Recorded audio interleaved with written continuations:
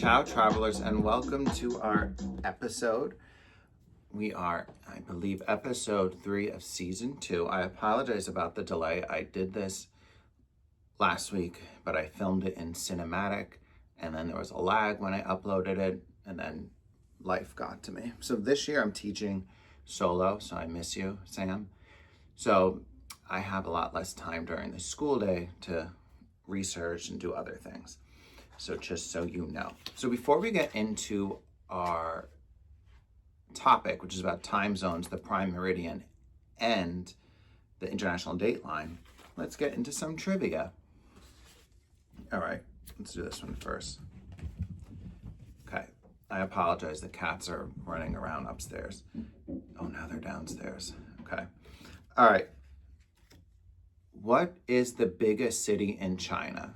5, 4, 3, 2, 1, and it's Shanghai. That's somewhere I would like to visit. Africa produces the most of which type of bean? 5, 4, 3, 2, 1. Some people say cocoa, I say cacao bean. And last but not least, at 14,370 feet above sea level, which South American country has the highest soccer stadium? 5, 4, 3, 2, 1, and it is Peru. Okay, now that is done. Let's get into our podcast. So, obviously, you're gonna be like, well, we need time zones because we need to know the time. Well, that is totally correct. But why do we have it and how do we get it? Excuse me, I'm sipping on hot tea. It's cold up here.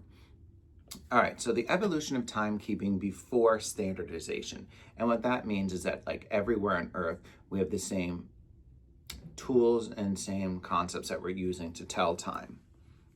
So before time zones existed, time was highly local.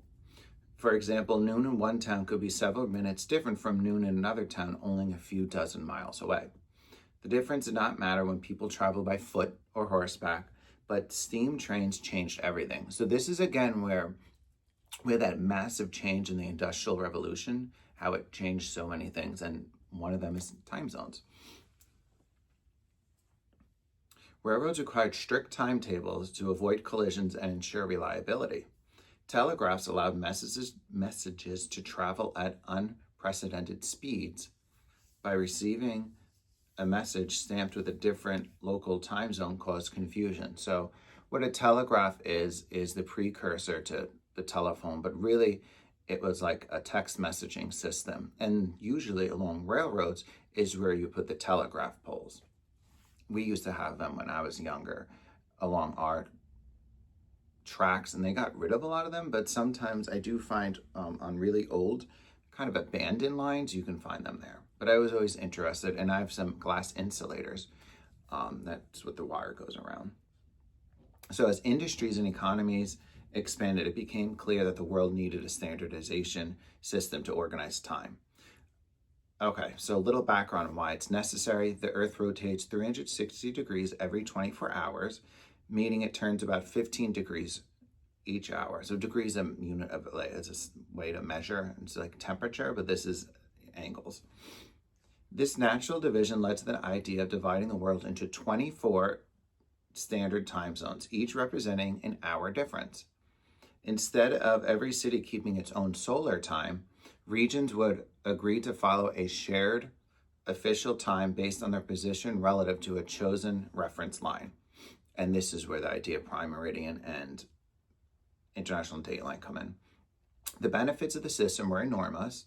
Train schedules could be coordinated more safely. Telegraph communication became easier to understand as people could interpret time stamps differently, consistently. Oh my gosh, I just messed that up. Excuse me. International business became more manageable as companies could plan meetings, shipping times, and financial exchanges with a shared understanding of an hour. So even if you think of it now, like when you got something on Amazon or you watch something on streaming, it has a set time for delivery or a set time to show in that certain time zone. Okay, so when aviation, global broadcasting, computer networks, and the internet really would be impossible without standardized global time. Think about it, you're flying a plane, you go from point A to point B, it needs to be consistent. All right, so the establishment of the prime meridian. To create a global time system, the world needed a universal 0 point for longitude. This point became known as the prime meridian.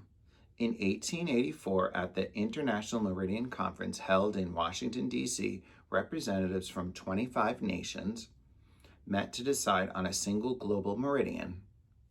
They selected the meridian passing through the Royal Observatory in Greenwich, England, for several reasons. First, many of the world's nautical charts already use Greenwich as a reference point because of Britain's global influence, and that's big.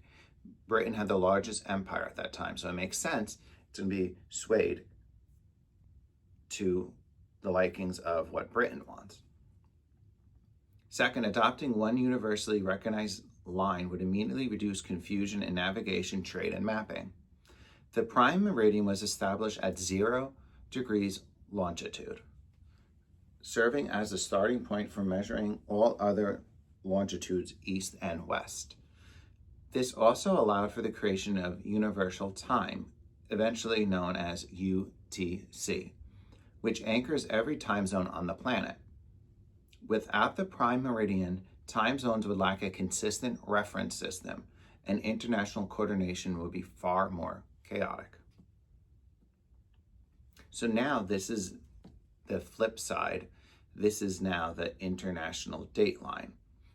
So directly opposite of the prime meridian, roughly along the 180-degree line of longitude, lies the international date line.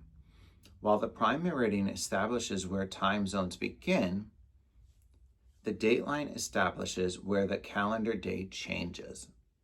When travelers cross this line from east to west, they move forward by 1 calendar day. When traveling west to east, they go back 1 day. So if I'm leaving to New York, I would have to connect through San Francisco or Los Angeles, and then say I want to visit my friends in Melbourne, okay, it would be the next calendar day. And then vice versa, when I'm going to Melbourne back to the United States, I would get back that day before. This system ensures the global calendar remains consistent even as different regions experience daytime and nighttime at different moments. So I want you to think, before I move on, the prime meridian runs through United Kingdom and it goes all the way down, to Africa, and it hits a lot of land. Why do you think the international date line is in the Pacific Ocean? Okay, and the reason is it's because there's not a lot of land there. So you could do that gap of 1 day later and 1 day before because there's just island nations in there. And especially at that time, a lot of them weren't inhabited or discovered. So that's the reason why the international date line is not through Greenwich. It's in the Pacific because if you fly from one part to the other, you're hitting a lot less land. So they're island nations versus doing it in the middle or where most of the land is, it would be much more confusion. Okay, so now let's go back to the date line does not follow a perfectly straight path. It zigzags to avoid splitting countries or island groups into different calendar days. For example, Samoa and Kiribati adjusted their positions relative to the date line for economic and cultural reasons, choosing to align their calendars with nearby trading partners instead of distant ones. By allowing flexibility, the international date line maintains consistency while respecting political and social realities. All right. Okay, sorry, Lola was getting very close to the camera. All right, so how these systems work together. Time zones, the prime meridian, and the international date line form an interconnected network that keeps the world synchronized. The prime meridian provides the zero reference for measuring longitude and time. The time zones offer a practical way to divide the globe according to the Earth's rotation. The international date line completes the system by ensuring that the world observes a uniform calendar even as different regions experience different daylight hours. Okay, together these three elements allow for smooth coordination across nations. And as we said, the technologies and how the world advanced today has come to fruition due to time zones, the prime meridian, and the international dateline. All right, why it still matters today. So although technology has advanced dramatically since the 19th century, the need for standardized timekeeping is even greater today. The world operates on a 24-hour cycle of communication, commerce, transportation, and digital interaction. Satellites, computer networks, and international cooperation depend on accurate and consistent time. Time zones prevent chaos, and the prime meridian and the international dateline anchor that structure in a way that all nations can understand and use. All right, so let's do another question. Which country has the most time zones? Think about country size, especially going from west to east or east to west. 5, 4, 3, 2, 1, and that is Russia. Russia is a very large, expansive country. Okay, so let's get into a little trivia. I hope you enjoyed that. So, okay, Seoul is the capital of which country? 5, 4, 3, 2, 1, and that is South Korea. I would like to go there one day. Okay. All right, this is in Africa. What is the capital of Libya? 5, 4, 3, 2, 1, and that is Tripoli.